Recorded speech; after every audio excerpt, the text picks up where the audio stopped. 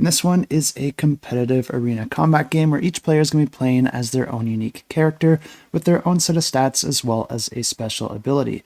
Players are going to have stats for their attack, defense, health, and movement, and on your turn you're going to be able to take 2 out of 4 possible actions. The first action is just to move up to the number of movement points of your character, but you can also perform a basic attack to attack anyone who's adjacent to you. Then there's also an action to either draw a card into your hand or play a card from your hand. And these cards are very important because they're going to allow you to do some special attacks that you're not able to do through your basic actions, and they'll also grant you with some other one-time use abilities that you'll be able to use out of your turn or even during battle to increase the amount of strength or defense that you might have. There's a bunch of different cards offered in the game, and the specific cards that you'll have access to are going to depend on the character that you're playing as, because each character actually has their very own card deck associated with them. Whenever players do attack each other, you're going to be comparing the attack power of the attacker against the defense power of the defender. Each player is also going to be able to roll a die to add the value that they roll onto their stats. And of course, if you have any cards that allow you to re-roll the die or modify the outcome of your strength or defense, you'll be able to play those as well. And then if the attacker's attack power is greater than their opponent's defense,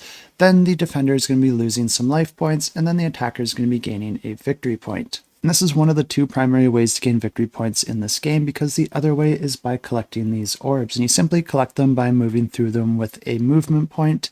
But these orbs are not always the same thing, because every time one is collected, you're going to be replacing it with a different one somewhere random out on the board. Aside from granting you victory points, these orbs can also have other positive or negative effects, so it is a bit of a risk. But the game continues like this until a player reaches a certain amount of victory points, and then that player wins the game. And if you want to check this one out, I will have it linked in the description down below.